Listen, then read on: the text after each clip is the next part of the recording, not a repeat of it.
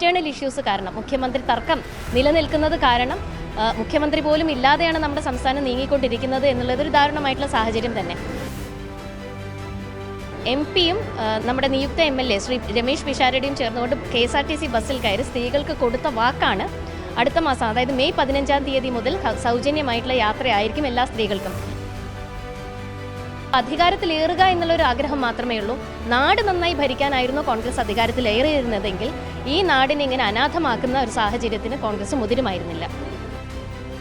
എവിടെ വേണമെങ്കിലും നിങ്ങൾക്ക് യാത്ര ചെയ്യാം, ടൂർ പോകാം, ക്ഷേത്രങ്ങളിൽ പോകാം, സ്കൂളിൽ കുട്ടികളെ കൊണ്ടുവിടാൻ പോകാം എന്നുള്ളതാണ്. അപ്പോൾ അവർ പറഞ്ഞിരിക്കുന്നതനുസരിച്ച് ഞങ്ങൾ കോവളത്തിലേക്ക് ഒരു യാത്രയാണ്. മെയ് 15-ാം തീയതി മുതൽ തന്നെ സൗജന്യ യാത്രയാണ് എന്നുള്ളൊരു പ്രഖ്യാപനം നേരത്തെ തന്നെ നൽകിയിട്ടുണ്ട്. ആ വാക്ക് പാലിക്കണം. അപ്പോൾ ഇന്റേണൽ ഇഷ്യൂസ് കേരളത്തെ സംബന്ധിച്ചിടത്തോളം ഇവിടെ ജനങ്ങളുടെ മാറ്റർ അല്ല.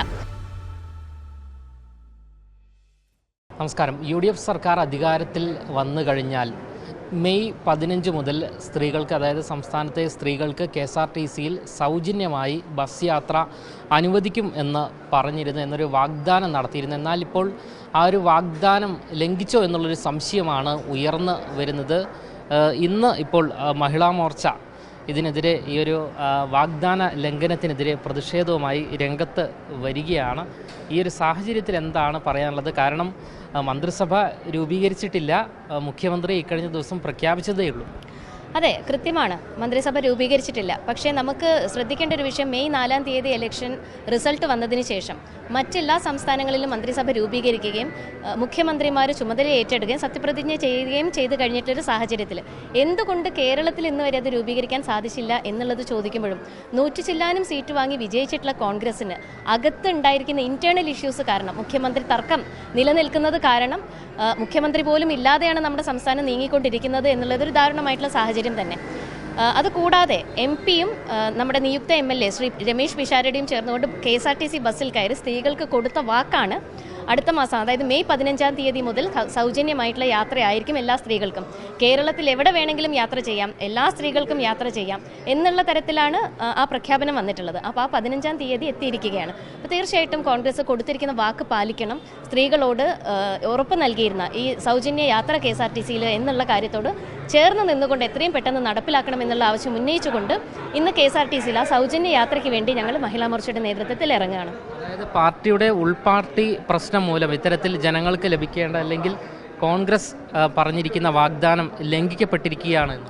തീർച്ചയായിട്ടും വെസ്റ്റ് ബംഗാളും ഇത്തരത്തിൽ തന്നെ സ്ത്രീകൾക്ക് സൗജന്യ യാത്ര എന്നൊരു പ്രഖ്യാപനം നടത്തിയിരുന്നു. അവിടെ സുവേന്ദു അധികാരി ചുമതല ഏറ്റെടുത്തതിന് ശേഷം ഇത് ഒപ്പുവെക്കുകയുണ്ടായി. ഈ ഒരു തീരുമാനത്തിൽ ഒപ്പുവെച്ചുകൊണ്ട് മുൻപോട്ട് പോയിരിക്കുകയാണ്.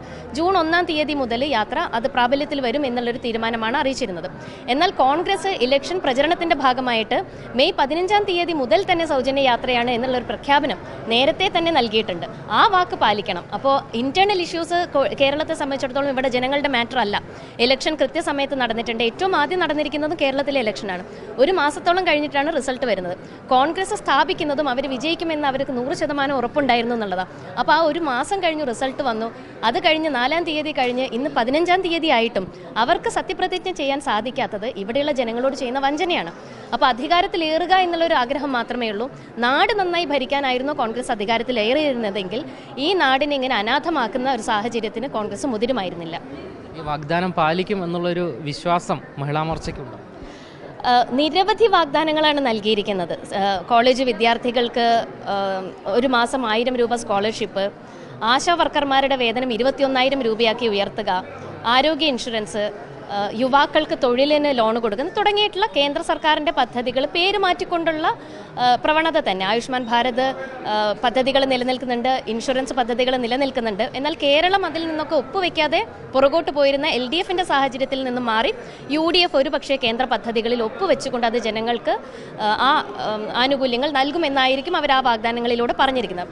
പക്ഷെ അത് നമുക്കറിയാം, അധികാരമേറ്റതിന് ശേഷം മാത്രം അതിൻ്റെ പ്രൊസീജിയേഴ്സ് എല്ലാം കംപ്ലീറ്റ് ആയതിനു ശേഷമേ ആ കാര്യങ്ങൾ നടത്തിയെടുക്കാൻ സാധിക്കും.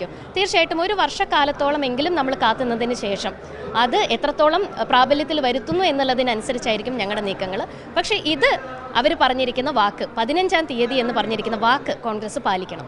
വാഗ്ദാന ലംഘനത്തിന് എതിരെ മഹിളാ മോർച്ച നടത്തുന്ന പ്രതിഷേധം എന്താണ്, എങ്ങനെയാണ്? ഇന്ന് KSRTC ബസ്സിൽ തമ്പാനൂരിൽ നിന്ന് KSRTC ബസ്സിൽ ഞങ്ങൾ കോവളത്തേക്ക് ഒരു ടൂറാണ് പ്ലാൻ ചെയ്തിരിക്കുന്നത്.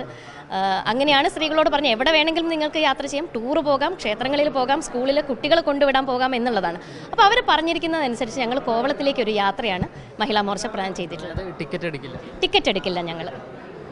എന്തായാലും വ്യത്യസ്തമായ പ്രതിഷേധം തന്നെയാണ് മഹിളാ മോർച്ച നിലവിലിപ്പോൾ പ്ലാൻ ചെയ്തിരിക്കുന്നത്. മെയ് 15-നാണ് ഇത്തരത്തിൽ സ്ത്രീകൾക്ക് സൗജന്യമായി KSRTC യാത്ര അനുവദിക്കും എന്ന് മുതിർന്ന UDF നേതാക്കൾ തിരഞ്ഞെടുപ്പിന് മുൻപ് പറഞ്ഞിരുന്നത്. ഇന്ന് മെയ് 15 ഈ ഒരു ദിവസത്തിൽ ഈ ഒരു സൗജന്യ യാത്ര നടപ്പിലാക്കുവാൻ UDF നേതൃത്വത്തിനോ നിലവിലുള്ള മുഖ്യമന്ത്രിക്കോ സാധിച്ചിട്ടില്ല. ഇതിൽ ഏറ്റവും പ്രധാനമായി എടുത്ത് പറയേണ്ടത് ഇക്കഴിഞ്ഞ ദിവസമാണ്, അതായത് ഇന്നലെയാണ് മുഖ്യമന്ത്രിയെ പ്രഖ്യാപിച്ചത്. മറ്റ് മന്ത്രിമാരുടെ കാര്യത്തിൽ യാതൊരുവിധ തീരുമാനവും ആയിട്ടില്ല എന്നുള്ളതും നോക്കിക്കാണേണ്ട കാര്യം തന്നെയാണ്.